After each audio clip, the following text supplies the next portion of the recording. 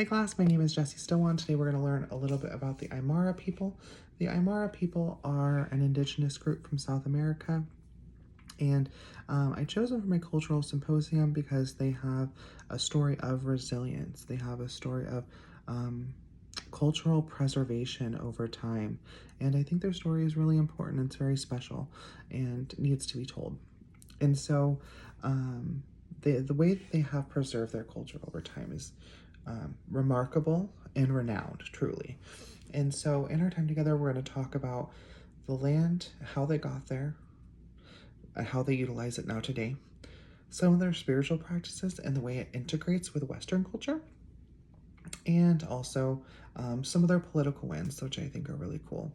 According to everyculture.com, they reside in the absolute highest altitudes of the Andes Mountains in Bolivia, Peru, and Chile, surrounding Lake Titicaca. And in this place, it's very arid, and they don't have a ton. Agriculture is very important, but it's not agriculture as we might think of it. It's going to be agriculture of root vegetables, onions, potatoes, things like that. And I do have a picture of them. Allow me to pull this up for you. And the potatoes are cooked in an underground oven. They're cooked for hours, so the skin is crispy, but the inside is soft. And they're cooked in these bags. And I thought that was kind of interesting to see. They've been able to maintain this vibrant culture despite not one, but two different colonizations, according to culturalsurvivor.com and its author, Ted Llewellyn, and his associates.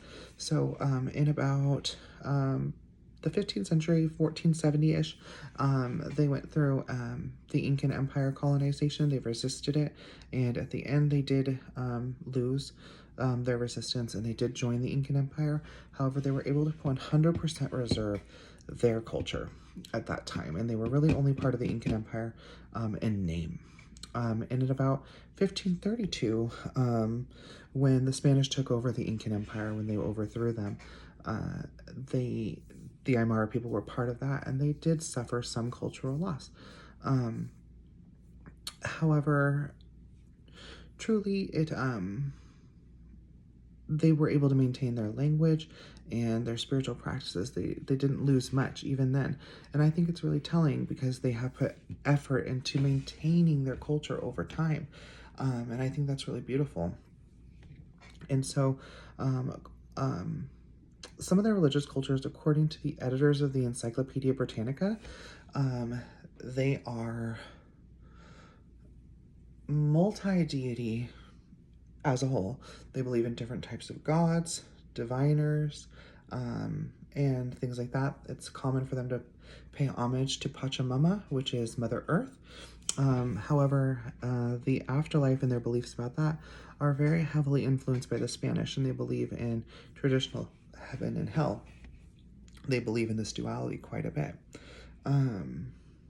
Well, they believe in duality, and I thought that was really interesting how it's the two opposing cultures coming together. And so I wanted to show you a picture that I have of one of their flag dances.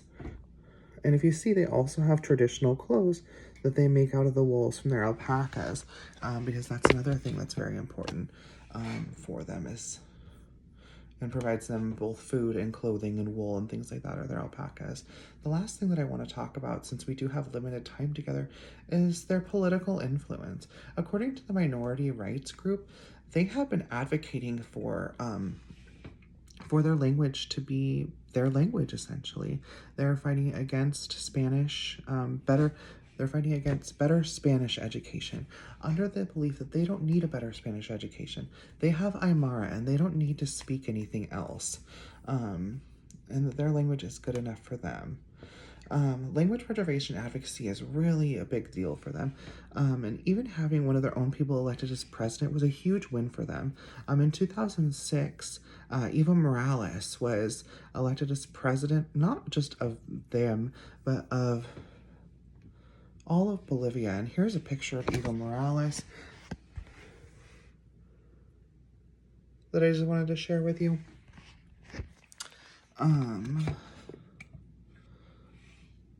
Perfect. Okay, sorry. And so the language is really big for them.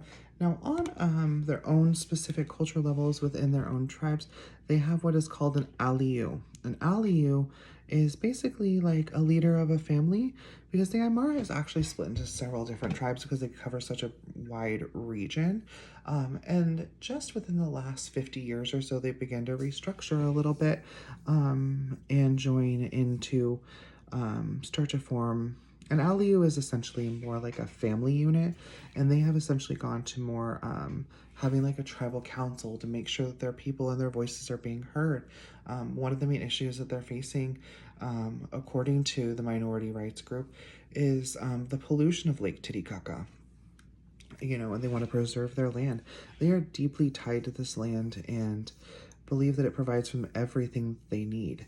So, with that being said, I would say that the Ayamara's enduring connection with the world, with the earth, speaks volumes, and their continued efforts to push forward with their own cultures and traditions speaks volumes over time and reveals the importance of preserving Indigenous practice as that navigates modern day influence. Thank you.